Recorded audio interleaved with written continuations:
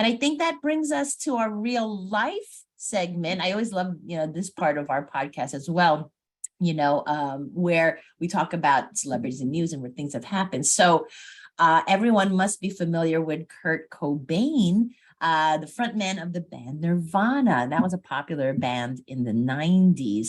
And I remember that I was in college at the time that really started getting popular. Don't date yourself, Chris. Don't date yourself. I know. But I want people to be like, really? She doesn't sound like that. So Kurt Cobain,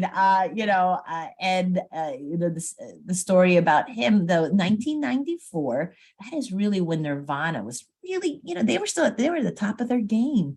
But sadly, he died by way of suicide, age 27, and he was married and he had a very young child, no estate planning. And so as a result, when someone dies without a will, we have to look into that state's intestacy laws.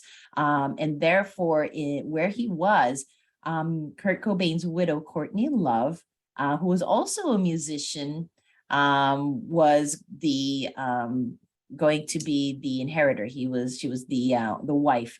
And what happened here was a lot of issues because of his assets he accumulated. And again, because of his music career, a lot of people who are celebrities do have special types of assets that we're not familiar, that we don't usually have. Their publishing, their licensing rights, performance royalties, those come into play. And again, can you only imagine, if you have estate planning, you're going to include all of those things as well. And now with no planning, not only do you have to deal with actual properties that we probably are familiar with, homes, cars, bank accounts, but now these other assets that can be very complicated. So it was an unfortunate situation. So in 1997, Courtney Love and the former members of Nirvana formed an LLC to manage all of Nirvana related projects. So I thought that was cool. David Grohl, Chris Novoselic, I thought that was pretty cool that they're able to do that. And then they created a trust that was set up for Courtney Love and Kurt Cobain's daughter, Frances Bean Cobain.